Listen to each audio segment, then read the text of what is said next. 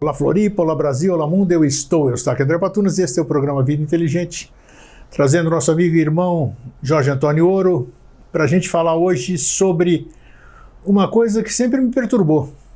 É a natureza de cada um, nós temos a nossa natureza, né? Individual. Eu nunca me conformei, por exemplo, com a condição social das pessoas, né?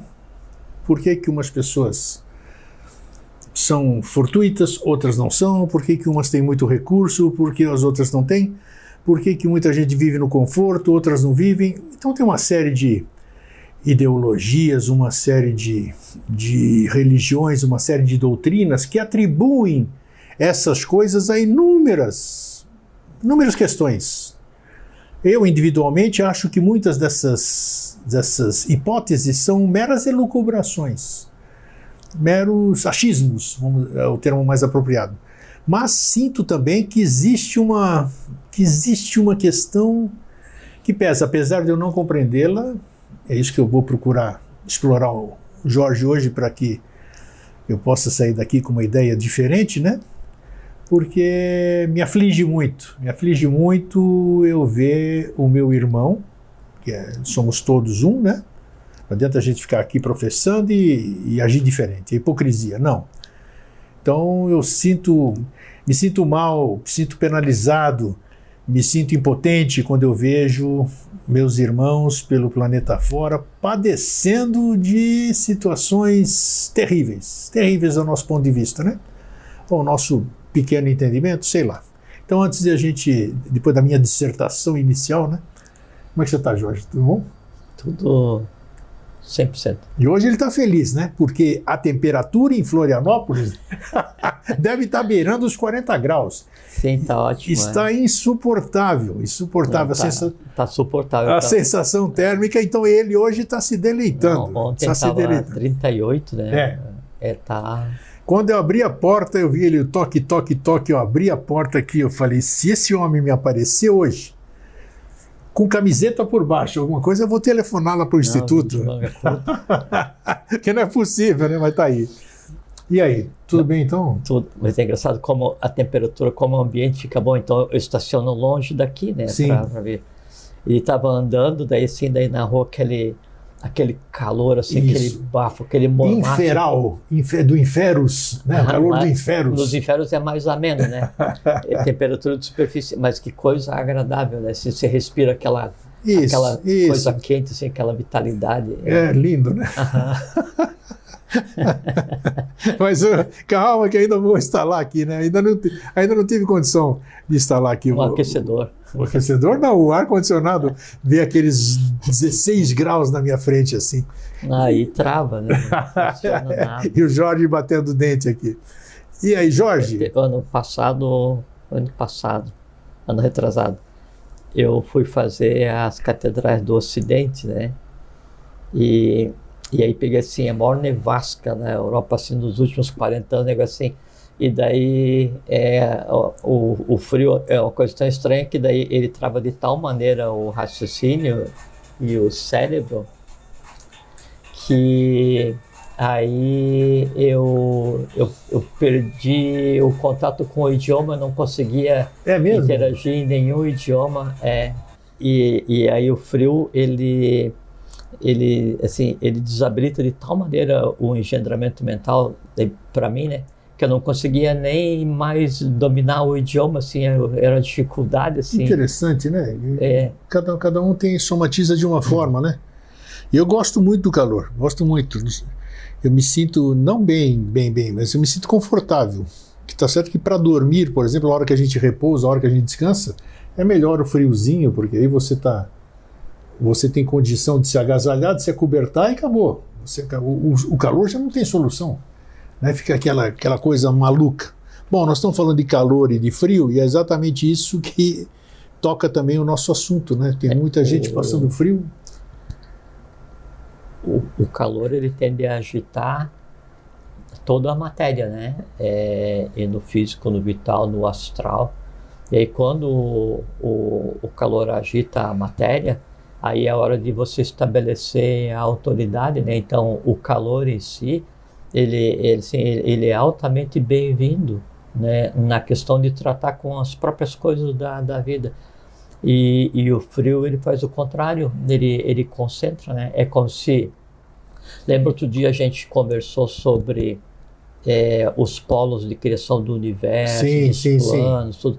Então, assim, o solve em direção ao calor e o coagula em direção ao frio. Então, quanto mais cristalizado, mais em direção à matéria, né?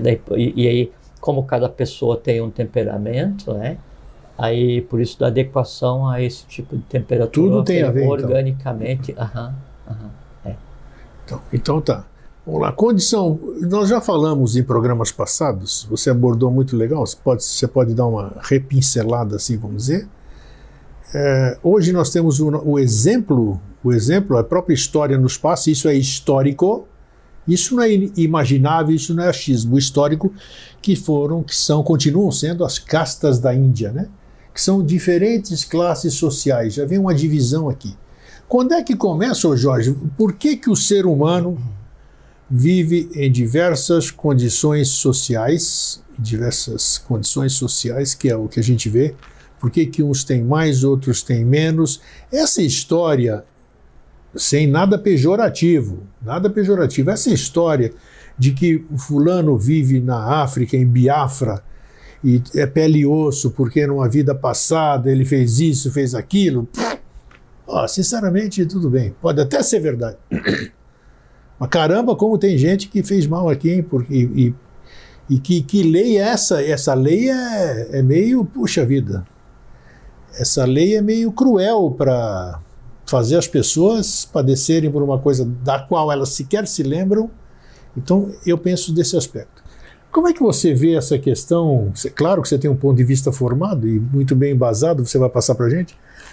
Por que a humanidade, em todas as eras, com exceção naquele início, né, que eram todos iguais, viviam no tempo, os guturais, que emitiam som gutural, os neandertais e tudo, eles viviam numa comunidade. Aí já não é início, aí já é o período pós-queda, é o estágio da degradação, né? Degradação? Então tá, sim, vamos lá. Então nos posicione sobre essa questão.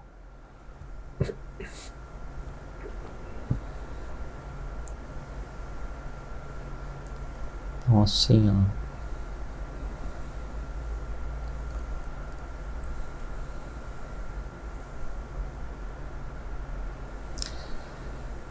Então, assim, quando a gente vem conversar aqui, como você está usando uma hora do teu tempo de vida e depois mais o tempo de preparação, tudo, do conteúdo, e eu estou usando uma hora de vida e quem vai assistir está usando uma hora de vida, então a gente sempre tem que trazer alguma coisa que seja construtivo, né? Que ajude ou que subsidie a quem está assistindo elementos para que contribuam para uma formação de um ponto de vista, ou uma aceitação, uma negação, ou uma expansão do conhecimento, ou caminhar em direção à iniciação, ou qualquer coisa assim. Então vamos tentar fazer uma conversa assim bem assim, prática, né, para que realmente seja como sempre a gente quis fazer. Uma coisa bem útil. E também nunca iludimos ninguém.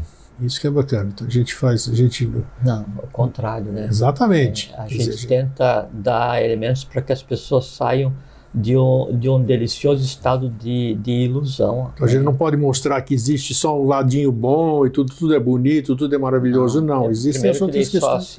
Só se desilude quem antes teve iludido, claro, né? Claro. E nunca um terceiro consegue te iludir. Você se deixa iludir, né? Por um desejo ou por um interesse qualquer, né? Então, primeiro a questão assim, começar pela etimologia, né? Vamos lá. Da condição ou estado social, né? O estado de status, do verbo estar em latim, a condição de estar parado, por isso status quo, é onde você está, como é que não tem a ver com o que se conceitua hoje como Estado, porque se confunde Estado, quando se fala Estado social, a inclusão do indivíduo em um Estado e um Estado político, né? O conceito de Estado, como a gente conhece hoje, e isso é pertinente conversar, porque a condição das pessoas está intimamente ligada às nações, ao Estado social, a condição social ligada ao Estado social, né? O conceito de Estado, como a gente conhece hoje, começa com Maquiavel, né? E a organização do Estado, como a gente conhece hoje, de divisão dos três poderes, executivo, legislativo e judiciário, começa com Montesquieu, quando escreveu O Espírito das Leis, né? Então é tudo coisa recente, né? E a base de todo o processo da condição social e do Estado social, e que é um referencial, que seria o liberdade, igualdade e fraternidade, que é um lema da Revolução Francesa e que consta no pavilhão francês, esse lema ele tem tanto ou mais a ver com o Brasil do que com a própria França. Em 1699,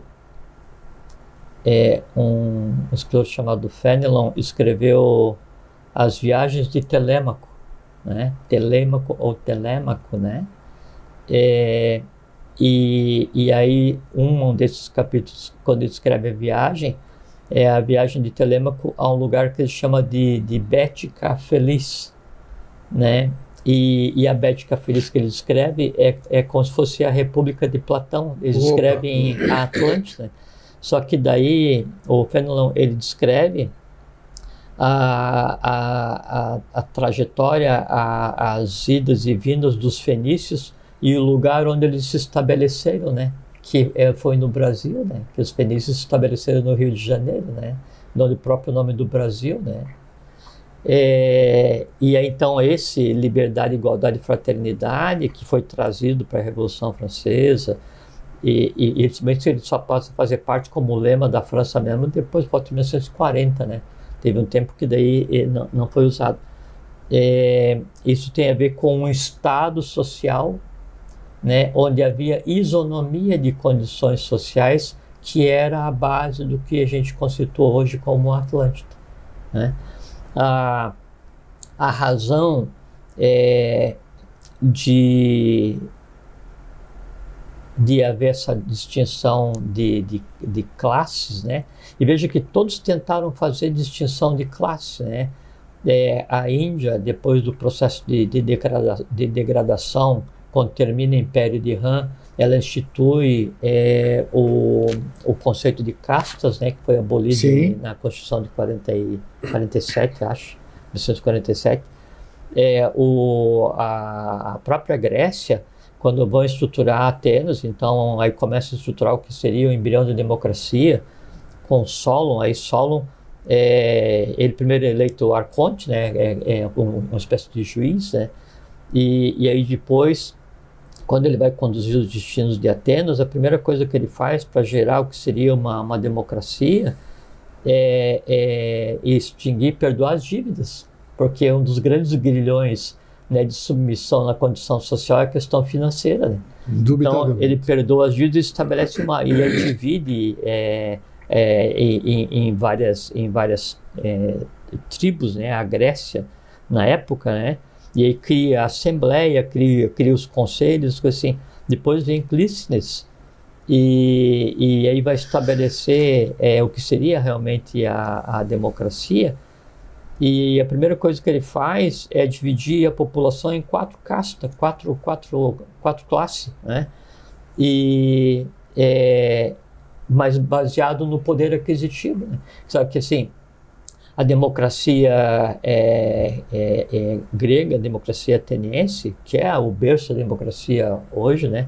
Considerando esses apêndices aí de Maquiavel, de Montesquieu e tal, para criar esse conceito deturpado que se tem hoje de democracia, Então ela era democracia, mas para uns poucos, né? Que então, assim, na época que vai estabelecer o processo democrático para se chegar a um equilíbrio de estado social, de condição social, então ela tinha volta de 350, 400 mil habitantes. Estima-se, né? Porque os gregos nunca se preocuparam em fazer censo, né? Na época, né?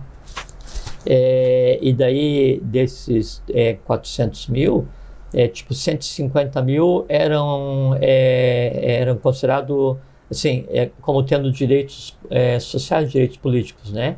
Os restantes eram escravos ou populações adicionadas e nascidos escravos, coisas assim. E dentro desses 150 mil, daí só era considerado cidadão com direito a se manifestar aquele que tivesse mais varão, o homem com mais de 30 anos, né? Então isso reduzia aos 30 mil seres humanos.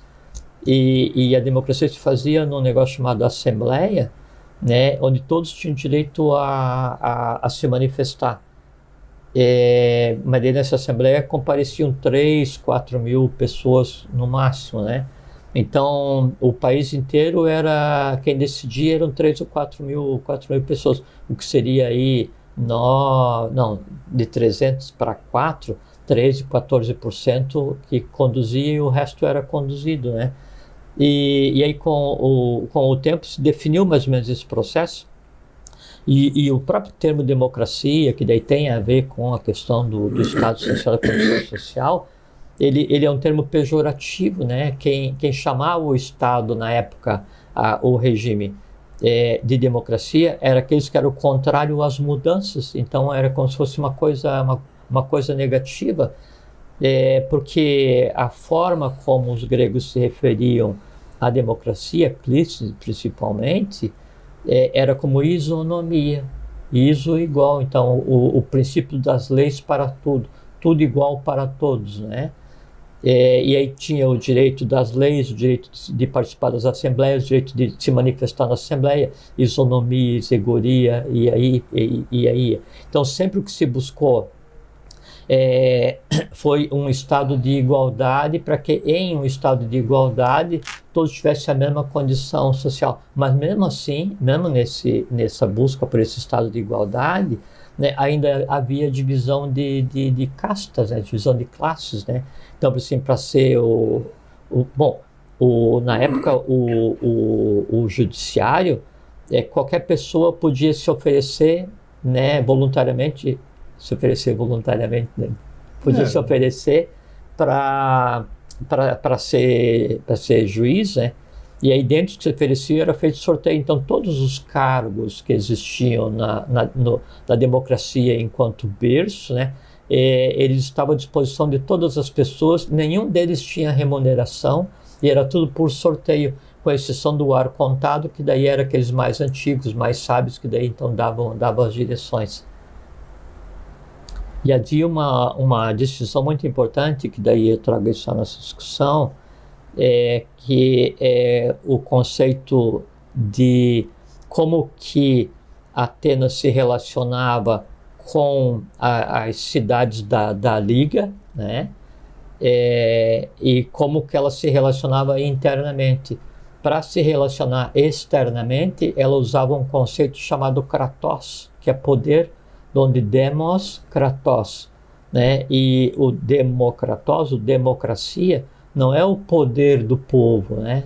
É o poder do povo transformar o Estado onde ele vive. Tanto é que o conceito de democracia só tinha sentido quando havia uma revolta popular contra alguma coisa errada dos que norteavam o país. Quando havia esse levante, então ali era democracia. Isso que era o contrário à democracia, e considerava isso como um termo pejorativo, dizia que daí as pessoas não tinham conhecimento nem condições de julgar as coisas, né? E era uma turba querendo tomar o controle do Estado, por isso chamavam de demos kratos, né?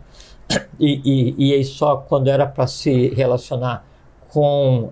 então ela usava esse poder contra as outras cidades da Liga, da própria Grécia, né? E quando era internamente, daí o termo, ao invés de ser kratos, era arché, né? Era o arquia. Então seria o equivalente a se ter uma demosarquia, não uma democracia. O Kratos se aproxima muito mais do Império Romano, do uso da força, do que propriamente da autoridade, porque o Kratos é poder e o arqué é autoridade. Sim. Considerando o que a gente vem falando faz tempo, e a gente fala do mundo das ideias, né? E eu não sou capaz de acessar nada que já não exista. Isso é até uma questão de lógica, né? Isso é válido, inclusive para o abstrato, inclusive para o búdico, inclusive para o átmico, né? Só se pode transformar em matéria o que existe em formato de matéria. O que acontece é o estado de matéria que muda. Você pega uma abstração, uma intuição, era aquela coisa rarefeita que você vem e lança, né, para a humanidade. Então você teve uma ideia, mas é matéria, então procede o que se diz. Então, considerando assim, onde que... Isso aqui é tudo... Essa sua resposta vai dizer por que se originou essa divisão. Sim, eu sei. Se eu estou começando... Transbordo da cadeia lunar. Pode ser. Se eu cheguei aqui, se engendraram e me botaram... Se alguém, alguma coisa, criou o ser humano, colocou ele aqui, primitivo, não tinha nada, tal, e ele começa a pensar. Como ele só pode pensar aquilo que alcança, que entra no mundo das ideias. Aonde o ser humano, ou como começou o ser humano, começar essas divisões, onde é que estavam essas divisões? Já existiam, já tinha conflito antes de começar essa humanidade, já tinha classes sociais em algum outro lugar, onde ele pudesse captar essas ideias e materializar, como os meus compatriotas aqui, os gregos, por exemplo, começaram a fazer essas cisões ali, eu sou da aristocracia, você já é do povo. De onde eles tiraram essas ideias? Mas vejo que tudo é bom a gente esclarecer, né? Então, a forma de governo interna, então veja, aristocracia, né? Depois tem a oligarquia. Sim. Né? Então, o oligarquia, hoi oligoi, os poucos, né? Então alguns mandando nos outros. Sim. Né?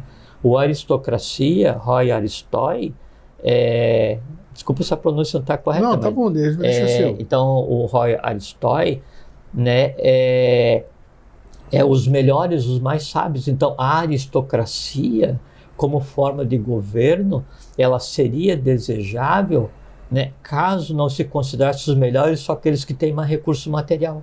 E isso não vale, porque o melhor é aquele que tem mais conhecimento e fraternidade o suficiente para considerar os outros como irmãos e conduzi-lo a um lugar de equilíbrio, a uma isonomia. Você veja, se a gente voltar no tempo, para você completar o teu raciocínio, vamos voltar o que a gente sabe de história. Dá para voltar no tempo até quando o tempo não era tempo. Tudo bem, mas o que a gente está acessível a todo mundo aqui, que você pode dizer que está todo mundo acessível. Sempre o ser humano foi um ser bélico. Não. Você sempre brigou, sempre tentou defender isso. E não sei o que. Não, porque daí já é um processo de degradação. Nós já vamos voltar com essa questão da origem, claro. E de onde começou essa separação em castas. Né? Isso. Mas é que assim, toda nação, ela passa por várias etapas, né? A primeira etapa de uma nação sempre é uma etapa sacerdotal. Então, ela vai ser engendrada em função de um núcleo de conhecimento. Se pegar todas as raças, todas as grandes nações, todos os impérios, de início era um núcleo de conhecimento. Né? Os gregos, os maias, os incas, os astecas, toltecas, aí os nórdicos, o império persa, o império de Han, a Babilônia, o Egito, a China. Nossa, sempre é um núcleo de conhecimento. Então, a aglutinação é o núcleo sacerdotal, é o núcleo de conhecimento. E sabe por quê, grego? Bom, antes de continuar aqui. Então, inicia como um núcleo sacerdotal, né? Daí esse núcleo sacerdotal, esse núcleo de conhecimento, e sacerdotal não é de religião. É isso que eu ia falar para você esclarecer. A religião, ela já aparece, é isso a religião já aparece no momento de degradação social. Ok. Né? Então, em um momento de sabedoria, vamos mudar a palavra, né? Tá. Daí isso com o tempo ele tende a degradar, porque esse núcleo ele passa o conhecimento e se retira, né? Então sempre assim, e esse conhecimento ele tende a ficar disperso, esparso e ser analisado sobre vários aspectos, e ele tende a degradar. Quando ele tende a degradar, aquela nação ela se transforma em uma nação beligerante, né? Então, onde ela tinha autoridade, que era autoridade espiritual, para conduzir seu próprio povo e servir como exemplo aos demais, quando essa autoridade deixa de existir, né, o que vem em seguida é o beligerante. Eu perdi o meu guia, vamos dizer, eu perdi o meu guru, perdi... E aí eu vou me impor na força. Então o país se transforma em um império de ideias e um império militar, né? E aí, obviamente, isso causa um desgaste aceleradíssimo, né? Que, assim, o processo de inflexão, de descida, de queda de qualquer império, de qualquer nação, né? Ele está no modo turbo quando ele se transforma em um país beligerante. Todas elas, né? Todas foi assim, né? Quando chega no máximo da degradação do estado de militarização, de beligerância, daí então aquele poder que era quem estava dominando, né, ele passa a ser substituído pela força, e aí a força financeira então passa de um estado celeste ou divino ou sacerdotal ou de ideias para um estado militarizado, para um estado mercantilizado, onde daí tudo é mercantilizado, onde então o divino é vendido, onde a força militar é vendida, onde as coisas são vendidas, mas principalmente todos os seres passam a ter um valor medido em coisa, né? E onde então se cristaliza a questão das castas. O passo seguinte é a ruína total. Quando acontece isso, Grego, daí, e na medida que isso vai acontecendo, daí as mônadas, né, as almas mais antigas, mais elevadas, mais sublimes, mais prontas, elas já não encontram mais ambiência para nascer ali. Então, aqueles que viriam a nascer em um estado de harmonia, em um estado de isonomia, quando isso parte, né, para um Kratos, né, para um estado de beligerância, ali já não tem mais oxigênio, já não tem mais, assim, o ar já não é mais apropriado para que elas nasçam, então fica em reserva. Quando vai degradando, fica em reserva. Quando degrada completamente e chega na parte de mercantilização social, né,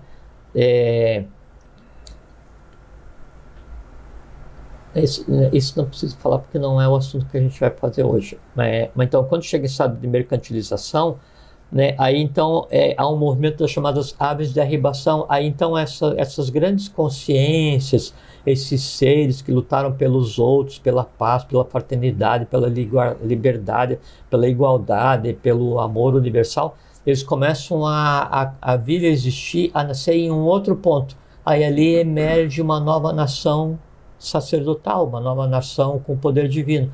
E aí, novamente, então, aí ela vai crescer, né, vai militarizar, vai mercantilizar, vai acabar. Migra todo mundo. E aí vai aquele bando de aves de arribação mudando de uma nação para outra, uma nação para outra. Então, o que vai ficando para trás, né, assim, os resíduos daqueles, assim, os que não foram ficam, né, e os que daí eram mais apropriados, como se fosse uma aristocracia na sua essência mais profunda, o Roy Aristói, os melhores. Quem são os melhores? O mais pacífico, o mais calmo, o mais fraterno, o mais amigo, o mais amoroso, o mais sábio, o mais ponderado. Isso é a aristocracia humana, né? Não quem detém o poder, não quem detém o dinheiro, não quem manipula, não quem faz guerra, não quem invade, não quem mente. Isso não, isso é o resto, né, da humanidade. Então esse povo se move. Quando se move, inicia uma nova nação. E é por isso que daí, então, quando o Estado ainda permanece, quando a região ainda permanece, há coisa para ser resolvida, né? E aí o processo vai acontecer dentro da busca da lei do equilíbrio. É interessante. Muita gente, hoje você ouve muita gente assim perder a fé. A fé religiosa mesmo. Tem gente que não quer, não acredito mais em nada, patati patatá, porque elas estão As pessoas estão, eu acho que despertando, né? Porque quando você está insatisfeito com alguma coisa, porque você está buscando o novo, alguma coisa que te preencha, né? Aí já não é desejo, não é nada, é uma coisa, é um anseio interior mesmo. Vontade. Vontade, isso, que é totalmente diferente do que desejo, já falamos sobre isso. Sim. Mas eu não vejo, como é que se diz, porque diz que o bem sempre vence o mal, mas Sim. não é isso que a gente tem, não é isso que a gente tem humano, visto. Né? Essa lei é meio estranha nesse aspecto aqui, pelo menos do nosso ponto de vista lógico e tudo, né? Pô, caramba, a gente vê, todo mundo batalha, isso aqui que você acabou de dizer, nações beligerantes, porque os seres migraram para outros lugares, aí eles deixaram os outros acéfalos lá, eles começam a brigar, se degladiar.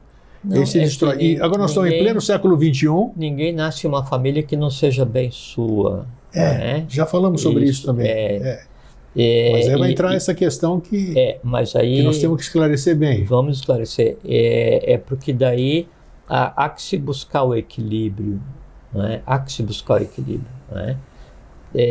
E alguém tem que fazer isso. A nação, quando ela se transforma de beligerante em mercantil, né? E de mercantil em degradada, aí não dá para apagar o quadro negro e começar do zero. Sempre fica uma coisa para resolver e alguém tem que resolver, né? O que acontece, então assim, só concluindo a questão lá da democracia, então, e se aplica muito ao mundo de hoje, né? Então se diz que a democracia no seu berço, que é a democracia ateniense, era uma democracia sem Estado, porque o conceito de Estado não existia, né? E existia o conceito de polis, mas a polis não era uma cidade-estado. A polis era era um conjunto de cidadãos, né? de semelhantes. Né? Então, era uma democracia sem Estado, né? E uma política sem políticos, porque todos os cidadãos exerciam cargos, né?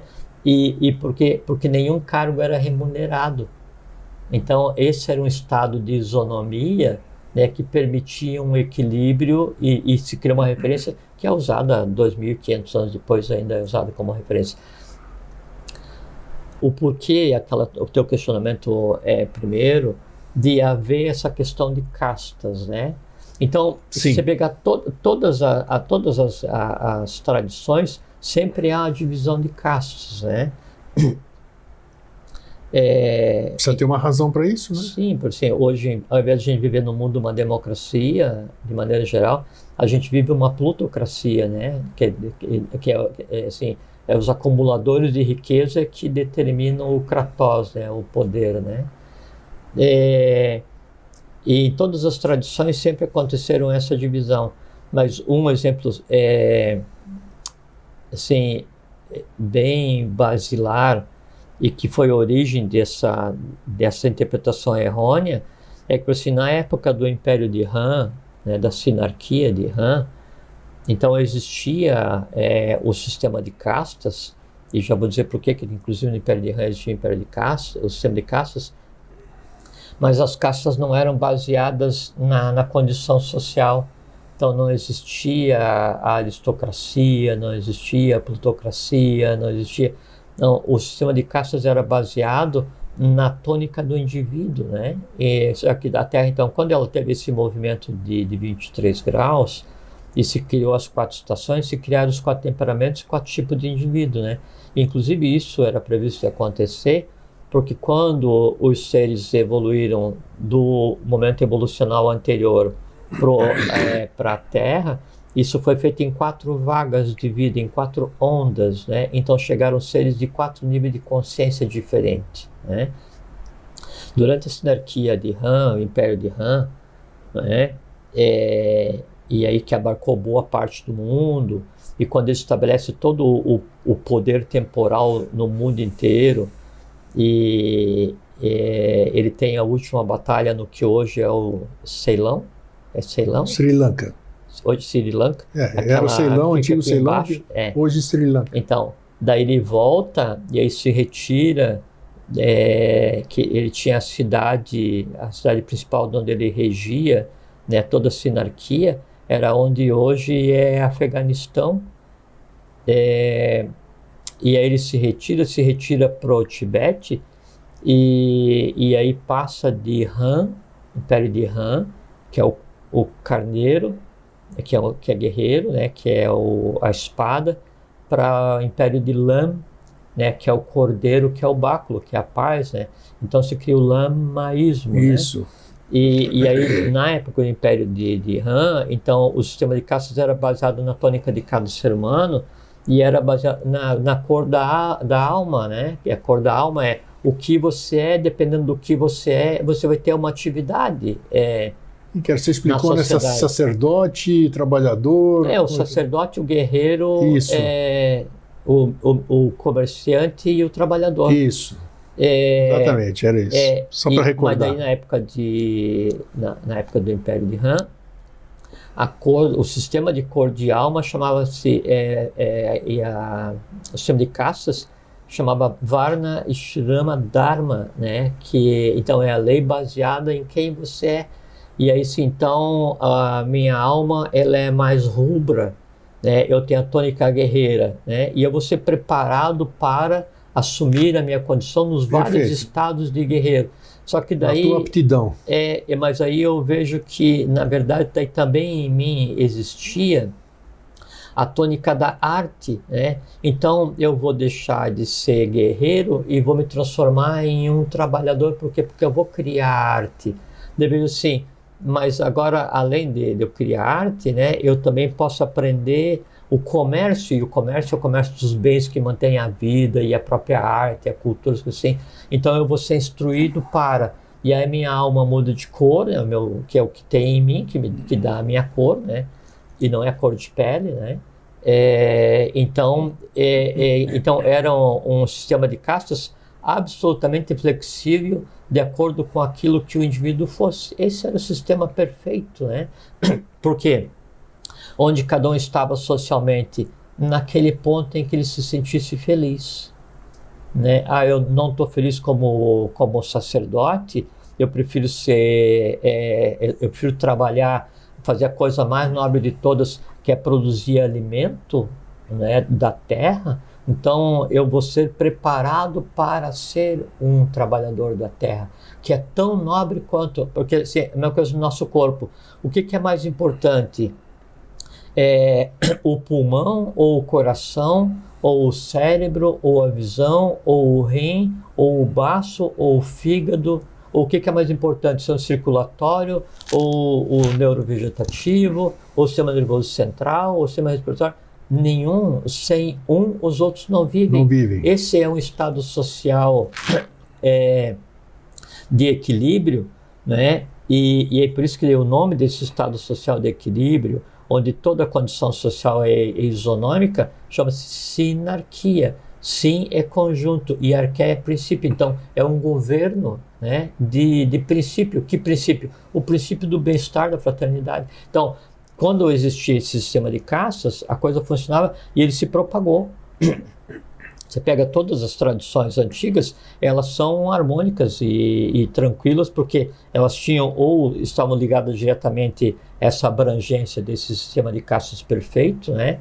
Ou estavam influenciadas por ele. Quando isso aí... Desculpa. Quando entra em um processo de degradação...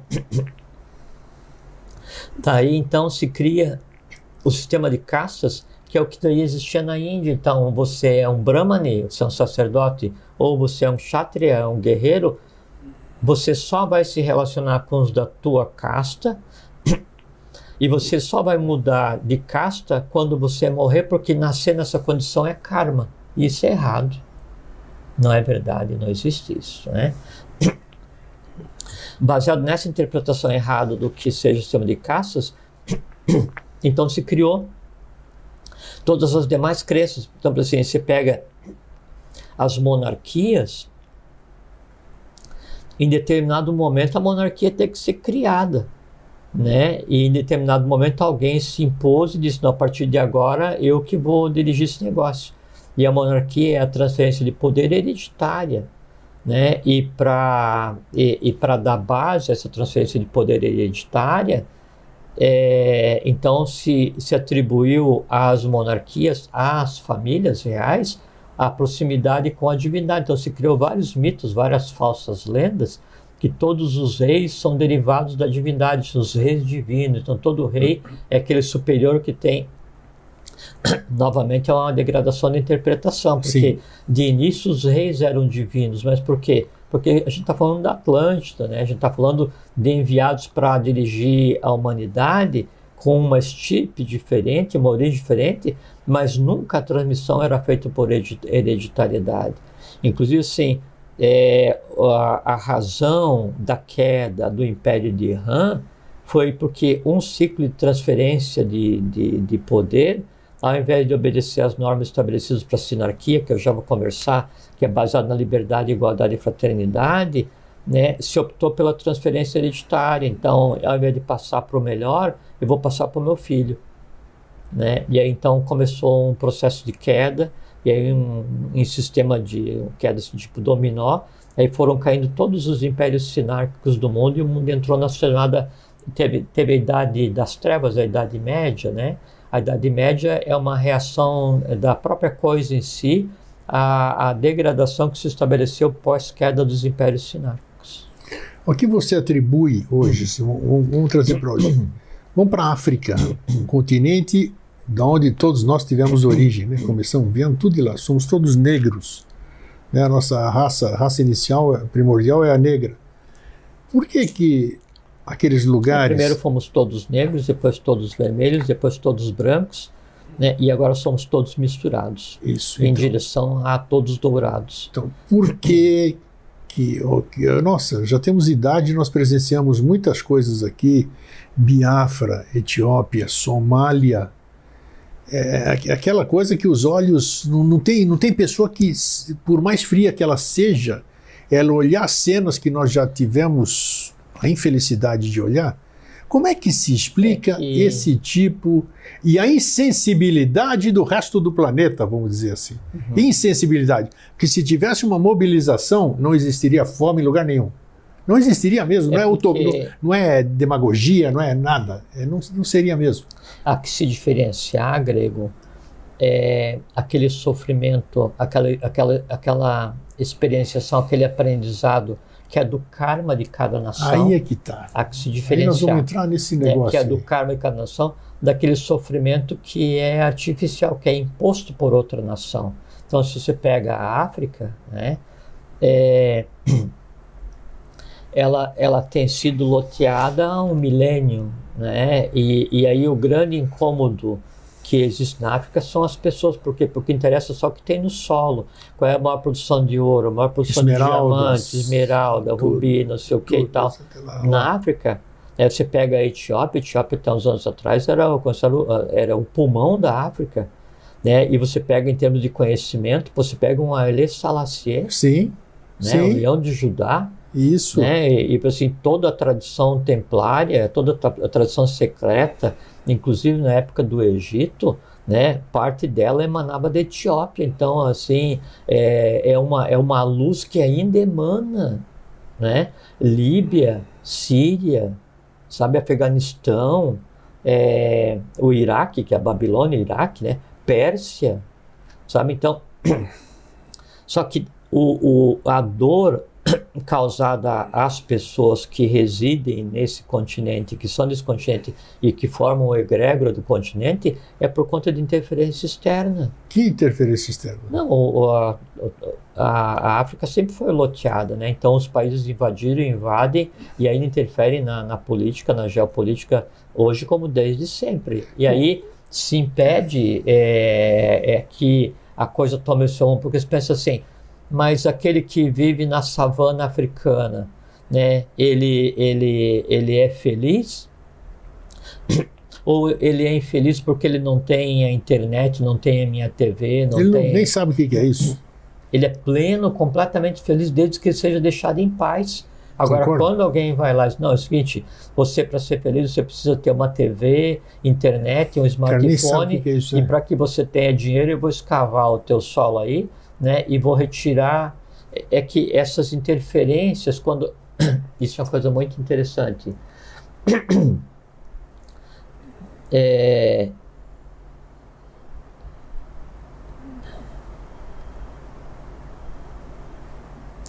A Terra é um ser vivo, né? A Terra é um corpo sideral e é um ente vivo. É o corpo físico das almas que nele evoluem. Então, qual é que é o nosso corpo físico primário, master, né? É a Terra, né? E a Terra, então, ela é formada por inteligências dos reinos externos, tão vivas quanto nós e em processo de aquisição de consciência, e cada um com a sua função. Se a Terra quer te dar determinada riqueza, né, aí onde você está, aquela riqueza vai aflorar, ela brota, né? E essa riqueza pode ser água, ou ouro, ou alimento, ou uma árvore frutífera. De acordo. Essa é a dádiva, né, do ser para aqueles que fazem parte dele mesmo e que vivem na superfície. Quando eu vou e arranco o que eu quero, na marra, né, aí há uma reação. Então você pega e coloca uma mineradora para remover uma montanha inteira para tirar 1 quilo de minério. Tem um custo. Tem um custo. E aí a Terra se rebela. Né? E aí a Terra se rebela, e a forma que ela tem de se rebelar é controlar o próprio fluxo sanguíneo dela. Qual é o fluxo sanguíneo dela? Água. Água. Vida. Sim. E aí as pessoas começam... As experiências atômicas no subsolo da Terra, não imagina? É como se você começasse a machucar o teu corpo e quisesse ficar com a mente pacífica. Sim. E falando que está em paz. Mentira. Mentira. Não vai acontecer. Então isso aqui... Desculpa. Então, às vezes o pessoal reclama assim, eu falo que daí eu tenho, fico fazendo assim, né? Não, eles brigam comigo que acham que eu não te dou água. Não é. É que a gente dá tem... água pro Jorge, dá água pro Jorge. A gente tem o diafragma, né? Tem vários, né? Eu tenho um diafragma adicional aqui no meio, né? E aí, quando entra em estado alterado, assim, muda um pouco a frequência orgânica, né? Daí esse começa a cobrar o seu tributo como se ele só funcionasse nesse ambiente. E aí o resultado o bichinho do haha. O resultado é isso. Então, uma parte é essa reação à agressão. Uma parte é, vamos invadir porque eu tenho que fazer com que aquilo seja parte do meu país, então vou deixar a minha tropa militar lá ou lá e vou tomar conta e vou dar... Então, quando um país invade o outro, aquele invasor ele é visto pelo egrégora do país, pelo egrégora da língua, como um corpo estranho e ele tem que ser combatido. E quem vai combater ele é o próprio local. E aí, com medida de proteção, é como assim, quando os glóbulos brancos vão atacar uma inflamação orgânica. Sim. Aquilo gera uma convulsão no organismo e gera febre. Então, a África tem febre por quê? Porque ela é invadida. Ela quer se defender, ela precisa ficar em paz. Né? E aí o resultado, o que é? É a escassez de alimento. Então, quando você pega a Etiópia, que era o pulmão da África, e daí hoje você vê dessa forma, ou a África de maneira geral dessa forma. Se bem que muita coisa é baseada na ignorância, né? Porque o que nos chega no Ocidente é a impressão que querem passar para o Ocidente, né? Assim, você vai lá, tem locais com a cultura, sabe, magnífica, né? Mas gostam de mostrar uma coisa ruim. Não, você pega o Nordeste do Brasil, você imagina assim, nossa, aquela secura. Você pega regiões do país onde é que as frutas mais doces são produzidas e exportadas. Sim, maravilhoso. O Nordeste é maravilhoso. Então, muito das dores, às vezes, é decorrente da nossa ignorância, né? E o estado de não isonomia, né, em determinadas partes do mundo é por conta disso, é por conta de daí alguns egrégoras, alguns países, algumas nações não deixarem os outros em paz. Então a falta de paz é que causa. Agora, independente disso, por conta de haver essa divisão quaternária de estados de consciência, né, e por conta da evolução ela andar assim como descascar uma laranja, começa no Polo Norte, vai terminar no Polo Sul, né? Então fica para trás sempre coisa para ser resolvida, o que não implica em que resolver aquilo tem que ser por sofrimento. Podia viver pacificamente, harmonicamente, e isso não tem só a ver com a questão da escravidão. Então sempre quando se fala em África, se liga a questão da escravidão, do sofrimento, é uma mecânica, né? Assim, muitos que vieram para cá, para o Ocidente, teriam que vir por quê? Porque neles estava a África. A África precisava migrar para o Ocidente, não daquela forma. Como os fenícios vieram, os hebreus vieram, os egípcios vieram, todos vieram para cá, para o Ocidente, por quê? Porque a lei ela tinha que acompanhar esse momento, essa evolução desse estado social. E teve um tempo em que a África era a beligerante da vez. Eles invadiam a Europa e levavam assim hostes de seres humanos para também trabalhar forçadamente. Sim. Né? E sempre aconteceu isso por quê? Porque são momentos beligerantes que todas as nações passam. Mas isso não implica em que daí hoje realmente você tem que fechar os olhos para o teu irmão. Por quê? Porque um estado social, então Estado é status, é você ficar imóvel para criar um Estado, mas o social ele implica em irmandade. Então o Estado social ele só existe quando você considera o outro como irmão. E essa é a razão de existirem os países, as nações. Porque quando você está em estado natural, você está por conta própria. É você com você mesmo contra todos. Quando você tem daí inicialmente inimigos comuns, então você se junta com mais alguns para se proteger. Quais inimigos comuns? As feras, o meio ambiente, o que seja, e forma as nações primárias, né? Quando daí você está com uma nação primária formada e você tem força suficiente para não temer os inimigos que foram a razão de você se unir, aí você começa a arrumar inimigo dentro do próprio local onde você está. E aí o estado social que devia ser a harmonia não existe. Por quê? Porque o estado social que deveria e deve existir e vai ter que existir no mundo inteiro tem que terminar com uma arquia, tem que ser uma sinarquia. Por quê? Porque é competência do Estado, para assim, vamos supor o nosso país. Então tem uma região que produz riqueza, uma região produz menos riqueza.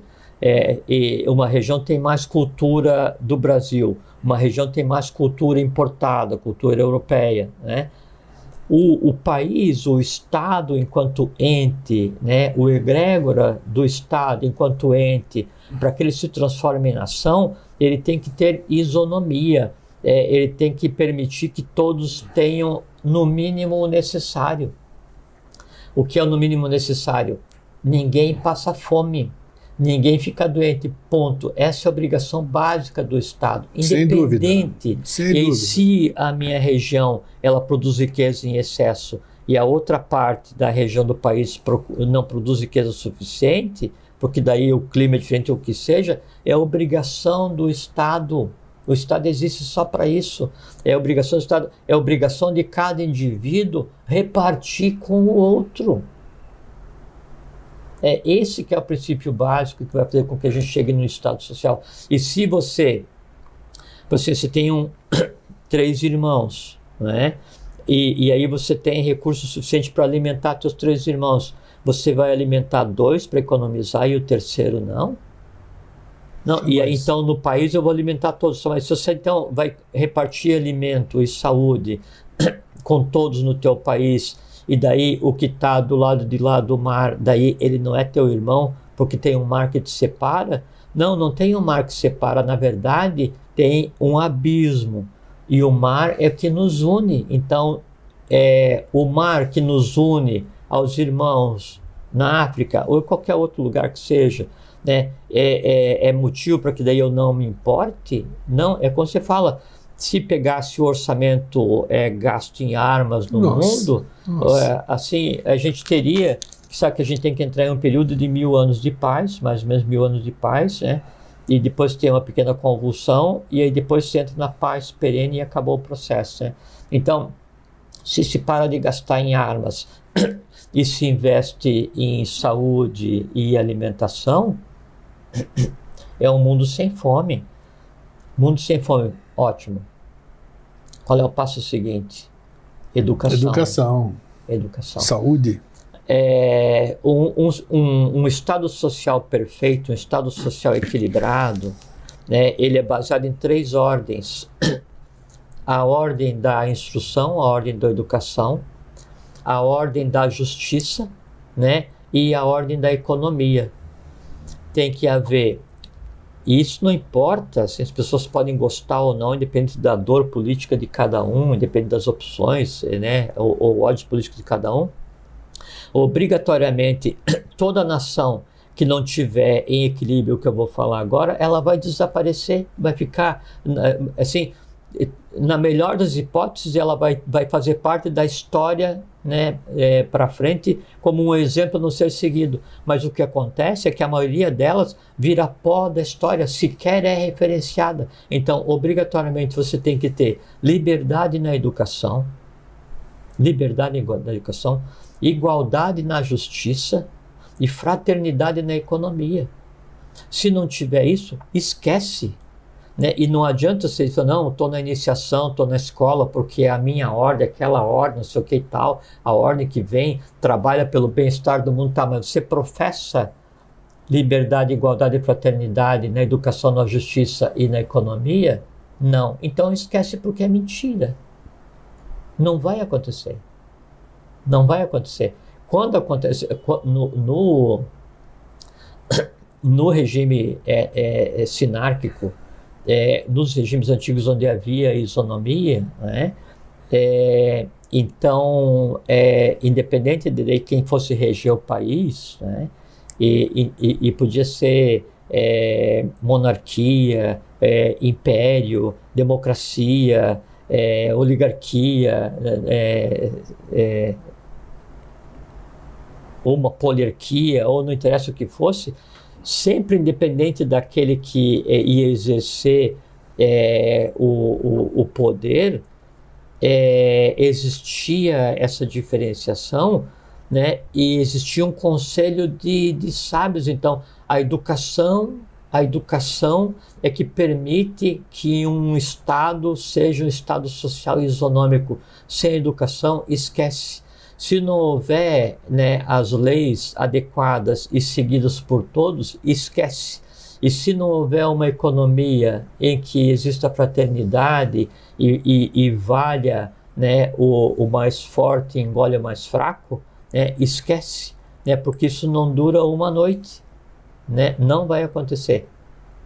Se a gente chega em um estado em que isso aconteça, e daí você tem educação para todos, lei para todos, né, e a economia é repartida igualitariamente, aí então você dá condição para que os seres humanos consigam identificar no meio das dores da vida e das dores da humanidade qual é realmente sua cor de alma. Porque assim, qual é a minha cor de alma hoje? Ah, minha cor de alma hoje é ser um escultor. E aí vem a primeira cobrança: mas se você for um escultor, você não vai ter sucesso na vida, você não vai ganhar dinheiro, você não vai poder isso, não vai poder aquilo. Então tá, deixa o que seria minha cor de alma, que era trabalhar com a arte, não é? E eu vou então trabalhar em uma outra atividade que gere receita. Por quê? Porque eu preciso alimentar desejos, né? E preciso acumular. É um estado de desequilíbrio. Então hoje a gente vive um estado de desequilíbrio. O reflexo desse desequilíbrio social, né, dessa desarmonia social, é um pandemônio. O que a gente vive hoje é um pandemônio. Aí então você tem antipatia pelo outro porque ele pensa diferente de você. Você não ama o outro porque tem medo de ser magoado. Você não se preocupa com o outro porque ele está muito longe. Sim. E aí então é um mercado, né, onde se vendem medos e se compram desejos. Só que é um mercado onde na placa está escrito assim, ó, como às vezes tem assim nos locais, proibido animais, né? Daí, nesse mercado está escrito assim, ó, proibido felicidade, proibido bem, bom, belo, proibido liberdade, igualdade, fraternidade. Por quê? Porque daqui para frente, para sobreviver, tem que ser fera, né? Aí, em vez de nós transformarmos as feras, né, dos reinos que nos antecederam e as feras, né, dos reinos invisíveis em seres humanos, né, nós estamos nos transformando em feras, com todo respeito às feras, porque a fera age por instinto só para se preservar. Como é que você acha que a gente vira e mexe, a gente dá umas pinceladas na sinarquia, né? como é que você acha que como é que você acha que a gente pode chegar? A gente já deu diversos caminhos, mas com tudo que a gente vê, que parece que cada vez que a gente chega mais perto, mais longe fica, né? É incoerente até essa afirmação, mas parece que a coisa vai se afastando. Qual uma perspectiva? Me dê uma perspectiva de tudo isso aí que você abordou sabiamente. Como é que pode ser? Que a gente é imediatista, a gente está limitado ao nosso tempo aqui, né? A gente pensa em anos, a gente multiplica tudo isso aqui, sabe que o ser humano tem uma média de vida X. Então a gente começa a ver isso aí tão distante. Como ver isso aí mais próximo e como... Porque quando a gente vê a coisa tão distante, você fala, eu não vou correr porque está inalcançável para mim, né? Isso aí deixa para outra geração, e no fim você acaba deixando de fazer até a sua própria parte, né? Né? O seu processo com esse. Então qual seria o caminho aí? Me dá algumas... A primeira coisa... Porque se ficar sentado não adianta também, né? Meditando, mas essas também coisas. Não adianta você sair correndo se você não sabe para onde vai. Perfeitamente. Então essa que é a pergunta. Então a primeira coisa é que ninguém dá o que não tem. Você tem que aprender a deixar de ver os outros como teus inimigos, né? A aprender a deixar de ver a ameaça em tudo. Tem que aprender a deixar de praticar o desamor, você tem que praticar o amor fraterno, você tem que começar a gostar da vida, você tem que começar a gostar dos outros, você tem que começar a gostar de todos. Mas isso a gente não pode comprar na padaria, no banco, tudo isso aqui, eu vou aprender a gostar, me dá um pedacinho de aprender a gostar do... Mas essa que é a parte interessante, você não consegue comprar e também não depende de ninguém. Porque assim, eu hoje posso começar a fazer isso, porque assim... A vida, o estado social, os estados, as nações, a coisa como um todo, ela é um caminhar, então não tem um passo de mágica que vai fazer com que tudo mude.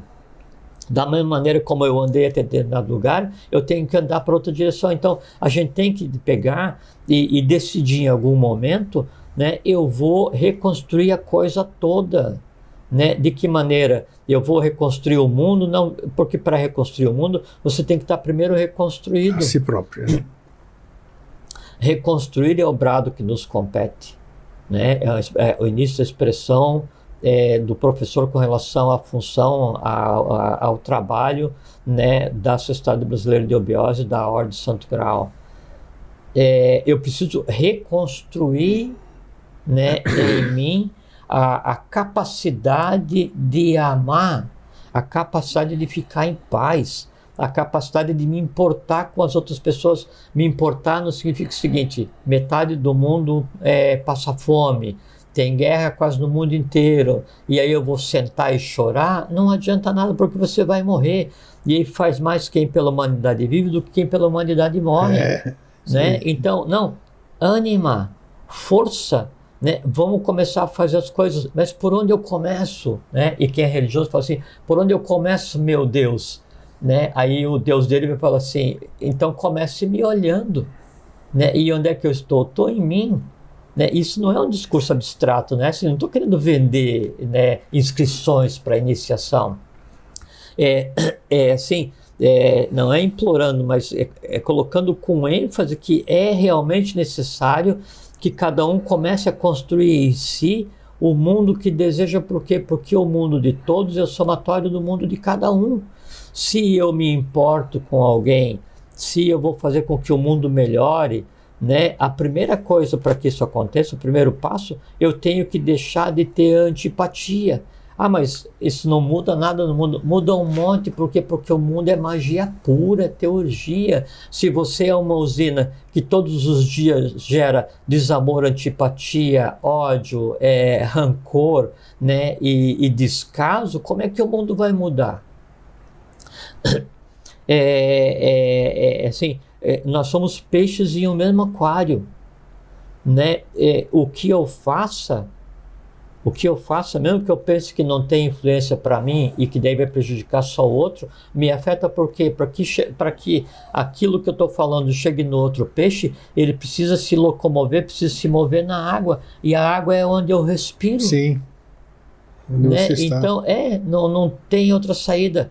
para que o mundo seja harmônico, e o mundo vai ser harmônico, ou por bem ou por mal, né? É assim, ou por dharma, ou por adharma, ou por karma. Assim, você tem o caminho ou do conhecimento ou da devoção, né? Que é jnana, né? E bhakti. Não seguiu, não mudou, karma, né? E a coisa vai acontecer, né? Só que se acontecer sem que a gente tenha feito acontecer, fica para a gente resolver depois. Muita gente não começa, e eu já tenho quase mais de 5 décadas nisso. Muita gente não começa porque é apressada. Não é apressada. É apressada. Ah, mas aí Então acho que não vou agora porque já não dá mais tempo. Se eu começar aqui, então, como vencer essa barreira também? É assim, ó, vamos supor que eu vou morrer amanhã. Eu digo assim, puxa, vou morrer amanhã. O que eu vou fazer hoje? Eu vou fazer hoje a melhor coisa que eu já tenha feito em toda a minha vida. Vou aproveitar esse tempo que eu tenho para fazer a melhor coisa que eu já tenha feito em toda a minha vida. Qual a melhor coisa que eu já tenha feito em toda a minha vida? Né? Eu vou fazer o certo, ou eu vou compreender o que eu fiz de errado e vou tentar fazer o que seria o adequado. Então, eu tenho um dia de vida, e aí a iniciação é um caminho de 1 milênio. 1 milênio tem que começar com um dia. Sim, sempre começa, impreterivelmente começa. E a iniciação não é para você dizer assim, não, eu faço parte da não sei o quê. Não, é para que você aprenda a amar. Você aprenda a deixar de ser ignorante. Você desaprenda a odiar. Né? Você aprenda a ver. Né? Porque em fazendo isso, você constrói daí o alimento espiritual e físico, inclusive, não só para aquele que está passando fome, mas para todos que vierem depois, que eu já nem mais exista. Né? O ser humano hoje, ele é um construtor do futuro. Nós temos que ter essa consciência. Temos que nos preocupar com agora, temos que agir, não podemos ceder à inércia, não é? Assim, não podemos ceder ao descaso, né? E temos que parar de alimentar o errado e começar a fazer o certo. Passei a vida inteira fazendo errado, mas um dia eu fiz certo. Então daí, na hora que eu for pesar o meu coração na balança para ver para que lugar eu vou, né, ninguém vai poder dizer que eu fui errado a minha vida inteira. Por quê? Porque um dia eu tentei fazer certo. Em fazendo isso, nós mudamos o estado social, primeiro em nós mesmos. Liberdade, igualdade, fraternidade. Liberdade de educação, igualdade na justiça, fraternidade na economia. Se eu tiver harmônico em mim mesmo, eu crio as bases para que todos os seres experienciem os 2 bens mais preciosos que qualquer ser em evolução pode experienciar: felicidade e paz. Delícia, né? 2 coisas imprescindíveis. Porque senão a gente não consegue, assim, como é que eu vou estar plenamente feliz se o meu irmão morre de fome do outro lado do Atlântico? Como é que eu vou estar plenamente feliz se o meu irmão morre em uma guerra que foi criada por interesses políticos? Como é que eu vou estar inteiramente feliz se o meu irmão é agredido porque ele não tem direito de manifestar sua opinião? Daí a minha felicidade, ela é parcial, ela não é integral. Por quê? Porque a felicidade, ela só existe, a felicidade só existe realmente quando o ente terra, o ente gênero humano experienciar a felicidade. Então, enquanto não experienciar, isso não aconteceu. Enquanto não aconteceu, eu não posso ser feliz e eu não posso estar em paz. Que dica você dá para sublimar os porquês? Porque o porquê, tá vendo? Acabei de falar. Porque o que mais aflige qualquer pessoa, qualquer ser, é os porquês, que ele busca a resposta para os porquês, né? Uhum. E desanima, porque muitas vezes não tem resposta, né? Como sublimar esse anseio dos porquês? Tem que ver de onde está vindo esse porquê, né? Ou é instintivo, ou é do astral para satisfazer um desejo, ou uma emoção, uma curiosidade, ou vem do mental.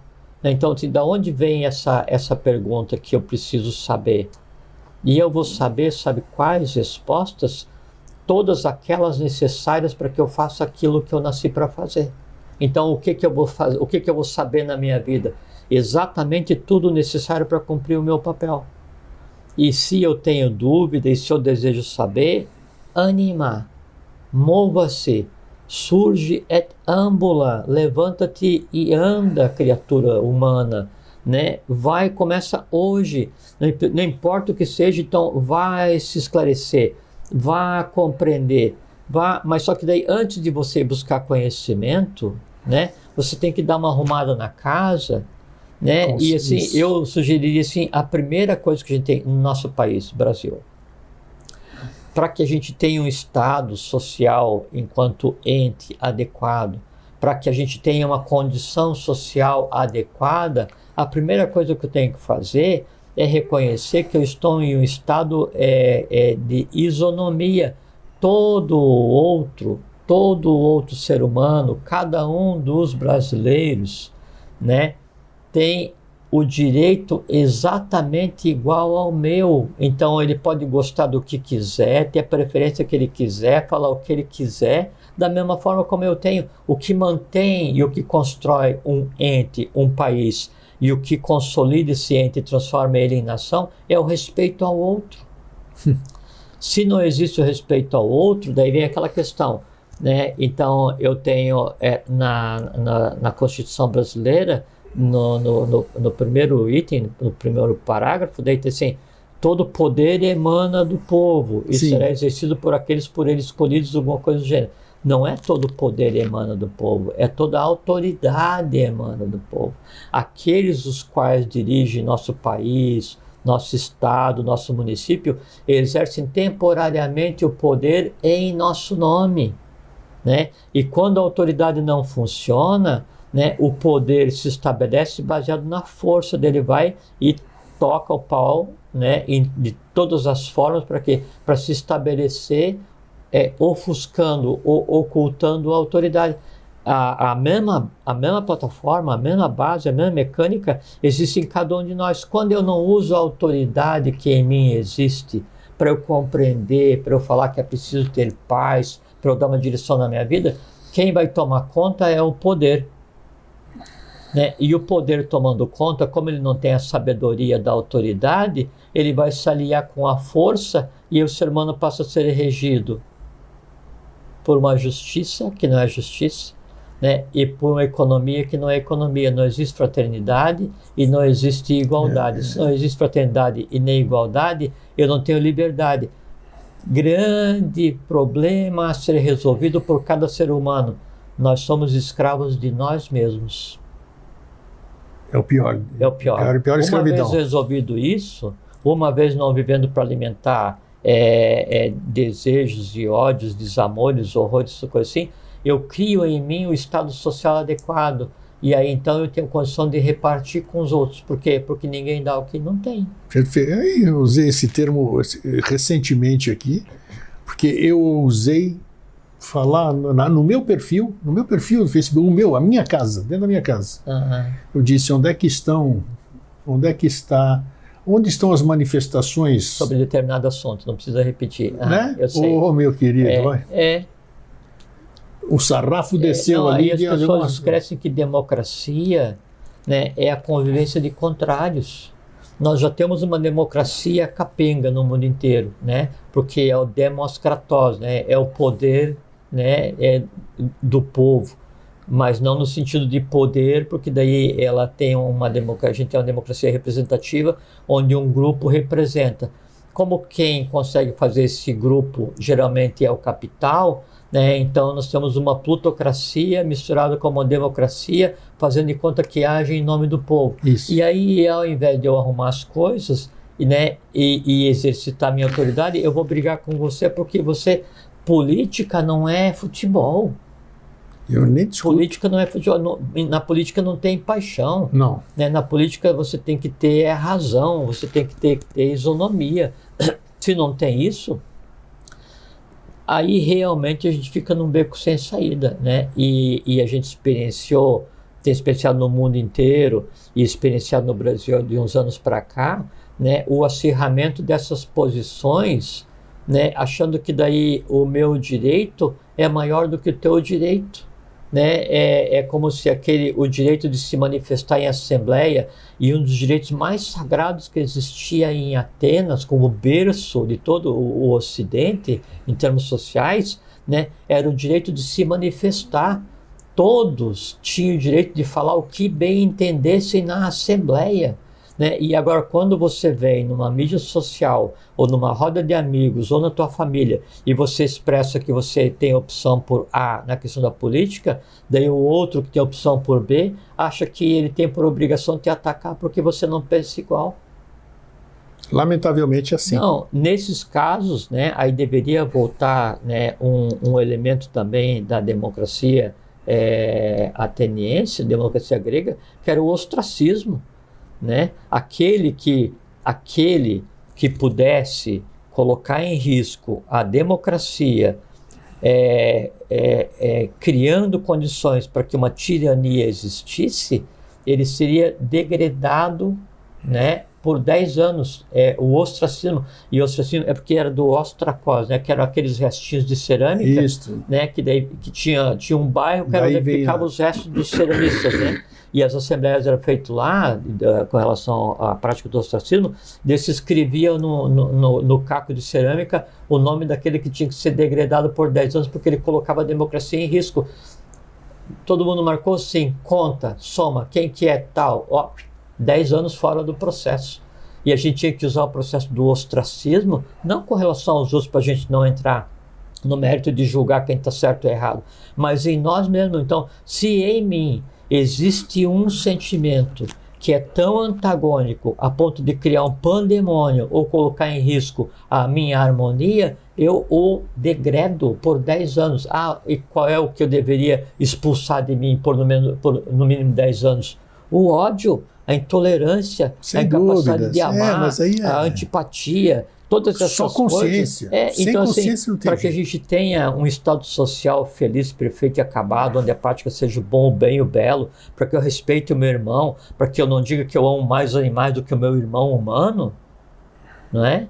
Eu vi esses dias, então publicaram um vídeo, né, de o carro abandonou o cachorrinho que deitava sem uma patinha e foi embora. E alguém filmou. Gerou uma rede, assim, primeiro uma rede de solidariedade, né? Então se movimentou o Ministério Público, não sei o que, teve 50 voluntários para adotar o cãozinho, não sei o que e tal. E isso é positivo. E ao mesmo tempo gerou uma rede de ódio que queria identificar quem foi que abandonou o cão e daí queriam linchar, enforcar, pendurar, matar, prender. Defender o animal é perfeito, né? É de lei, mas daí não é de lei e não é perfeito. Sim, você odiar o humano. Claro, julgar. Não, e daí tem os cãezinhos abandonados, mas tem as crianças abandonadas. Também. Tem os cãezinhos que passam fome, mas tem as crianças que passam fome.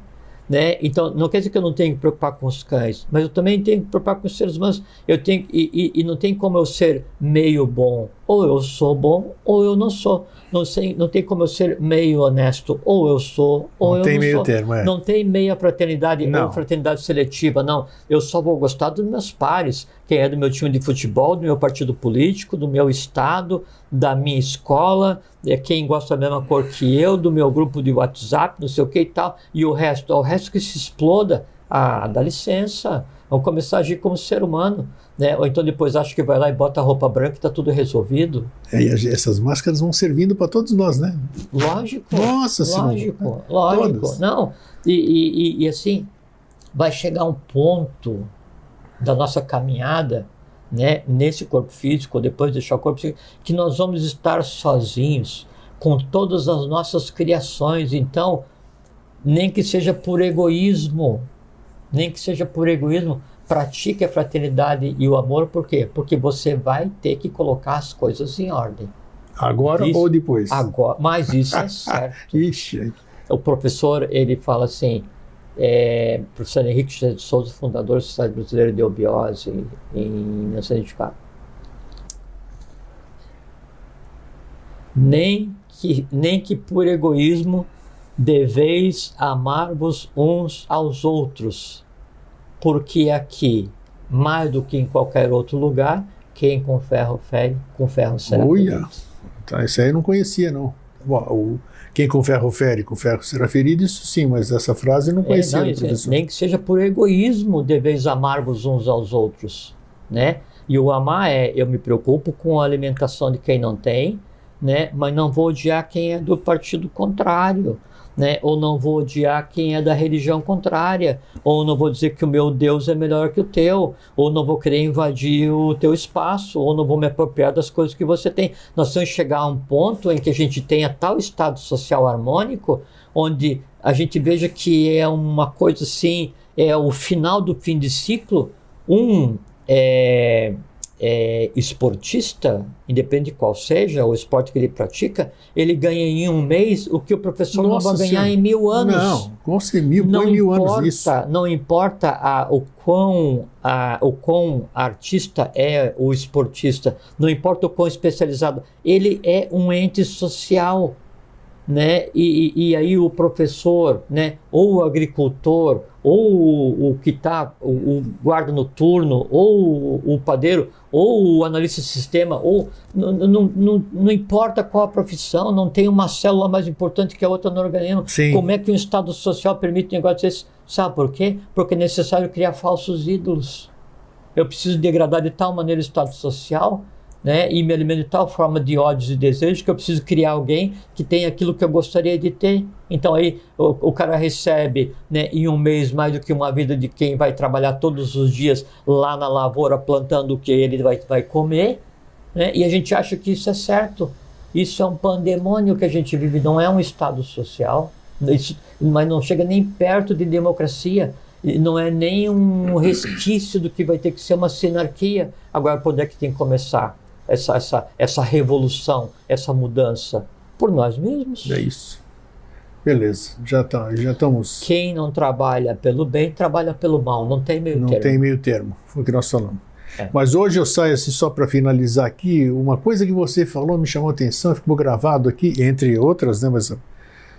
sobre a questão, quando eu falei das classes sociais, da pobreza, tudo, ele chamou a atenção porque é um ponto de vista, porque às vezes você não enxerga, você não percebe, você vê, mas não percebe. Né? São duas coisas distintas, né? Ver e perceber. Você falou assim, um povo, você acha que é um povo infeliz, mas por que ele é infeliz? Ele pode ser um baita de um povo feliz. É infeliz no seu conceito, no seu ponto de vista, porque você tem televisão, você tem... você faz isso, você faz aquilo. Eles não têm nada, mas eles não conhecem nada. Aquela história, o grande executivo vai passar, depois de trabalhar um ano loucamente, vai passar uma semana de férias na praia. Aí chega lá e vê o pescador jogando a rede. E ele fala assim, puxa, mas você joga a rede muito bem, ele pega muitos peixes, né? Mas você é feliz aqui? Sim, sou. Mas por que você não pensa, em vez de daí só jogar a rede, você pega e financia várias redes e contrata outras pessoas e monta uma empresa de pesca? E aí você vai ter muito dinheiro, né? E vai poder ter um conglomerado e ser multimilionário, não sei o que, e trabalhar muito e tal. O executivo falando, né? E daí, depois que você tiver isso aí tudo assim, desse tamanho e com tanta riqueza e tanto poder e dominando todas as empresas de pesca e tal, porque você é um cara muito hábil, aí ele parou assim, aí você vai ter direito e vai se esforçar para poder vir uma semana ficar aqui na beira d'água, que é onde você já está. Então ele deixou de ser executivo e foi ser pescador. Foi ser pescador, perfeito. Entende? O que ele teve? Uma percepção.